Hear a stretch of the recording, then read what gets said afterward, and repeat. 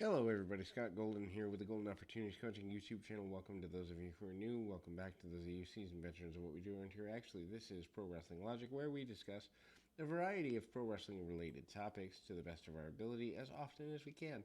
With over 2,800, there's probably something you're going to like. Hopefully, you can find that and enjoy it post haste. Anyway, this is the AEW Rampage review for the 15th of July 2022.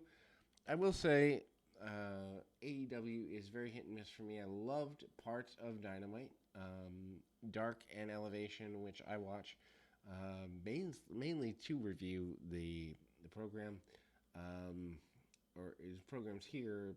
I don't know.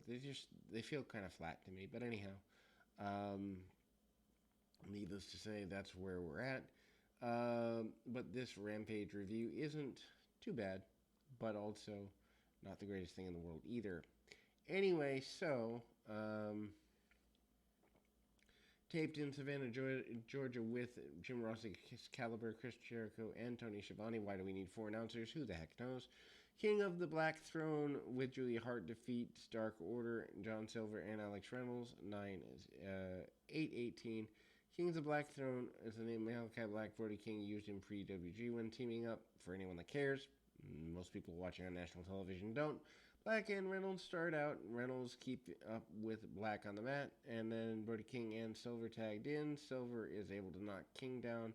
After a series of flying shoulder tackles, Silver and Reynolds use double team moves to send both King and Black to the floor. Reynolds tries to dive onto King on the floor. King catches him and dives back into the ring apron. The House of Black is in control. Show takes a split screen commercial break. Then we go to Reynolds ducking a kick from Black and gets tagged off to Silver. He runs down Black with a flying uppercut. Silver then hits a near fall after the angle slam. Reynolds then tags in and eats a boot from Black and a lariat from King, and then manages to come into a near fall. Silver then saved Reynolds from the Gonzo Bomb, and Silver and Black double teamed King. Reynolds then gets a near fall with a jackknife after King gets a German suplex from Silver. Black comes off the top with a drop kick to beat him for the fall almost. Silver then goes for a spinning Doctor Bomb on Black, who escapes and hits the Black Mass kick on Silver, sending him out of the ring. Black and King hit the Dante's Inferno on Reynolds, getting the pinfall. Match is not bad by any stretch of the imagination. After the match, House of Black walk to the back. Darby Allin flies off the top of the entrance tunnel onto Brody King. Sting comes out and has a stare down with Black at the entrance. And then Allin and King brawl throughout the crowd. Pre-taped promo. Miro wants to know if God sent him to the House of Black to destroy him or recruit him. Then we go to John Gresham with Tully Blanchard and Tully Blanchard Enterprises defeating Lee Moriarty with Matt Sydal to retain the ROH Championship. Not necessarily sure this needs to be. Bobby Cruz is ring announcer and Caprice Coleman on commentary. Moriarty sends Gresham to the floor twice, follows him out with the second time they brawl around ringside. Gresham takes control and works the arm. Gresham hits Moriarty low when the ref isn't looking. Back from the break, Excalibur referred to the match as a chess match. Hasn't he already used that analogy once? Excalibur is just miserably bad. I'm sorry. There's no reason for him to be on national television. Moriarty gets a nice suplex out of the armbar. Moriarty hits a decent dropkick and underhook suplex with a bridge for near fall as well. Gresham then continues going and attacking Moriarty on the arm. Moriarty then gets another near fall off the cradle. Gresham traps an octopus, stretches him into a submission. After the match, Schiavone interviews Gresham, who promises to be at AEW Rampage every week. Gresham called himself the best technical wrestler. Claudio Castagnoli, who's never held a world championship, came out and taunted Gresham from the stage. Castagnoli and Gresham could be amazing. Chris Daniels calls out Jay Lethal in defense of Samoa Joe. They probably have a match somewhere down the road.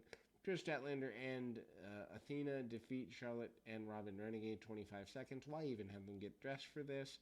Renegades are twin sisters who wrestle on Dark and Elevation, as if anybody who doesn't watch those shows even knows that or cares. Athena and Statlander hit them both with drop kicks before the bell. They take Robin out with a code breaker and electric chair, and Athena hits Charlotte with the top rope cutter for pinfall. After the match, Leela Gray, who's been watching from ringside with the other baddies, confronted Athena. Athena and Statlander attacked Gray, but Jade Cargill and Kiera Hogan were out to make the save. I can't even keep straight who the baby faces and heels are in this, and I watch every week. Anyhow, seems like it must have been a plan from Stokely Hathaway. Lexi Nair interviews Lee Moriarty after his loss. Stokely interrupts and offered Moriarty his services as manager, but Matt Sydal chases him off. Moriarty does look interested. Sydal then makes a match with Moriarty against Dante Martin for next week. Martin then appears to shake hands with Moriarty, and anyway. Tony Schiavone interviews Billy Gunn in the Gun Club. Gunn admitted that he's treating the Acclaimed better than his own sons, but sometimes Daddy Tail has to drop the hammer. This brings out the Acclaimed, who were there to rap. They were there to fight. And JR disinterested, listen on commentary never fails to crack me up. And anyway, Billy tries to get the Acclaimed on the same page to scissor him for one more time. Bowens hit Billy with a super kick instead. Acclaimed clotheslined the Gun Club out of the ring, and Max Caster rapped about Billy Gunn being hung like a tadpole. Bowens then challenges the Guns to a match right now, but the Guns declined, and off we go. Jon Moxley and Wheeler Yuta versus Best Friends announced for Wednesday's Dynamite. I really had wished Chuck Taylor had been let go in rounds of releases. Lee Moriarty defeats goes for Dante Martin next Friday, and Gresham defense against Claudio Castagnoli is announced for Death Before Dishonor.